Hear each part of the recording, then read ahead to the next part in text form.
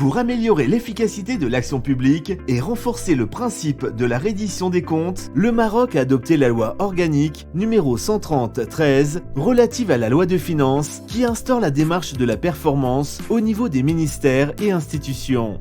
Pour ce faire, chaque ministère définit dans son projet de performance sa stratégie, ses priorités en cohérence avec le programme gouvernemental et ses ressources financières dans une trajectoire triennale. Cette stratégie est ensuite déclinée en programmes budgétaires représentatifs des politiques publiques associés à des objectifs dont l'atteinte est mesurée par des indicateurs. Par exemple, le programme Jeunesse, Enfance et Femmes a pour objectif de renforcer la qualification professionnelle des jeunes filles et garçons en adéquation avec le marché du travail. L'atteinte de cet objectif est mesurée par l'indicateur d'impact socio-économique qu'est le taux d'insertion professionnelle par sexe.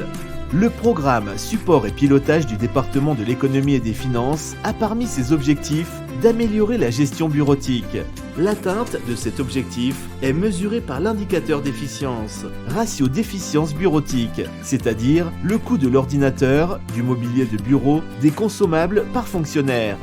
Afin d'améliorer la qualité du service public pour l'usager, le programme Protection civile compte parmi ses objectifs de réduire le délai d'intervention des services de secours pour venir en aide aux sinistrés.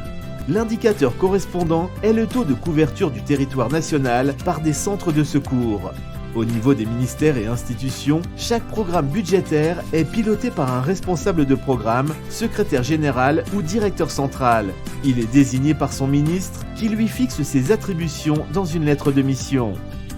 Le responsable de programme est un acteur clé du dispositif de pilotage de la performance puisqu'il a la responsabilité d'animer le dialogue de gestion au sein de son programme entre les différents acteurs impliqués, de définir la stratégie, les objectifs et les indicateurs de son programme et en assurer le suivi, et de valider la rédaction de sa partie du projet de performance du ministère.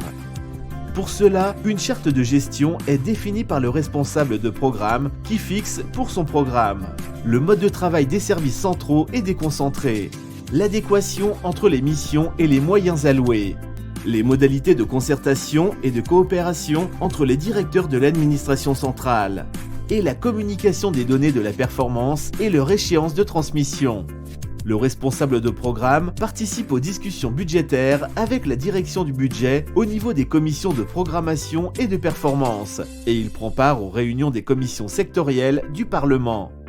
À la fin de chaque année, chaque ministère élabore son rapport de performance dans lequel sont présentées les réalisations et expliqués les écarts entre les prévisions et les réalisations.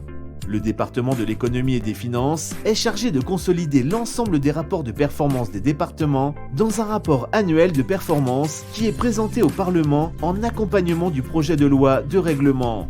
L'Inspection générale des finances conduit l'audit de la performance au niveau des ministères qui porte sur la structuration des programmes, les objectifs fixés, les indicateurs chiffrés et les résultats escomptés, et le mode de pilotage des programmes.